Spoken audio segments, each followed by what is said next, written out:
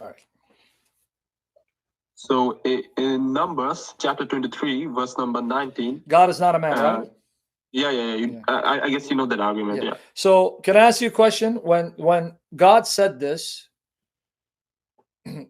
did Jesus become flesh when God said this, or did Jesus become flesh about 1,500 years later? Later. So at that time, let's assume Jesus was there, and he is. Jesus was there, and he wasn't flesh.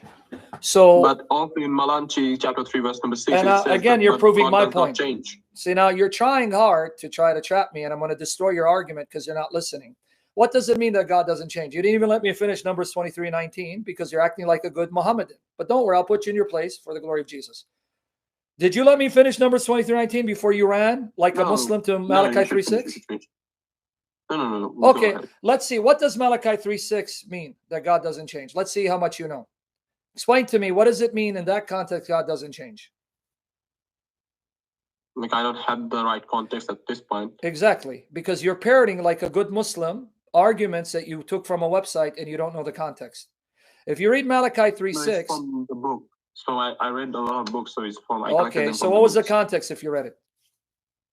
So they don't actually explicitly mention the context. I'm going to tell you the context without having the book in front of me.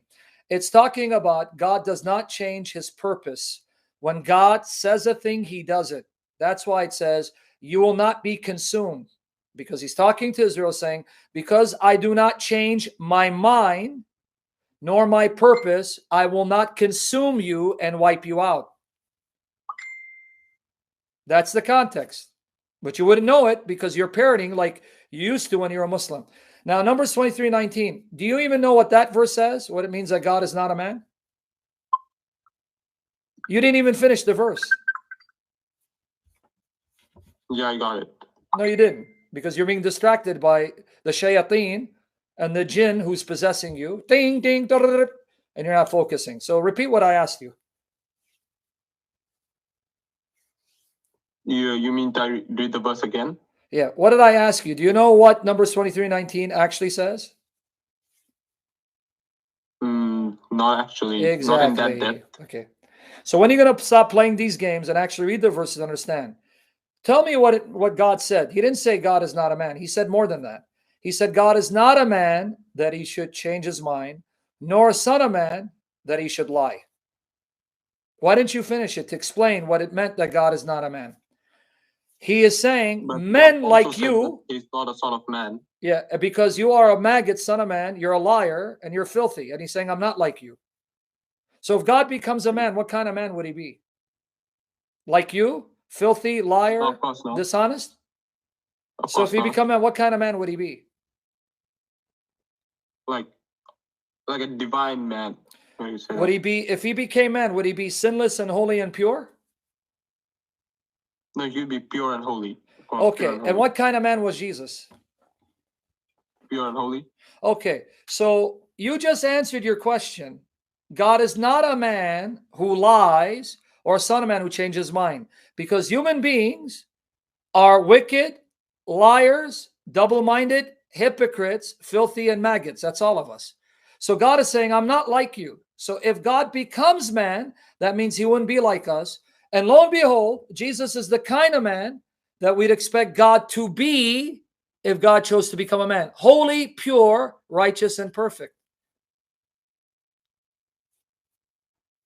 Okay. Right? Yeah, and okay, with this the answers you gave, like it almost like 50% of the verses I collected, it answers like most of them. Yeah. Like now I realize that most of the verses I collected from the books, like they're out of context. Exactly. It is connected with other verses. Yeah. In fact, why didn't they quote to you that the same God who said, I am not a man? And that's true.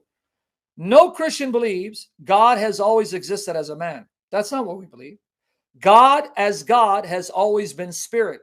But can God become flesh, become man? Yes, because then Isaiah 9:6 says, for unto us a child is born. Notice, child born, Yeled Yulad, a male child born. Unto us a son is given, and the government shall be on his shoulders, and he shall be called, this is what they will call him, these are his names, Wonderful Counselor, Mighty God.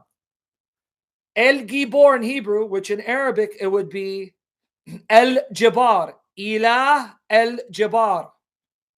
Everlasting Father, Prince of Peace. So the same Old Testament, it says that God hasn't always been a man, will one day be born as a child without ceasing to be God. That's Isaiah 9:6. How come that passage is not quoted in these books?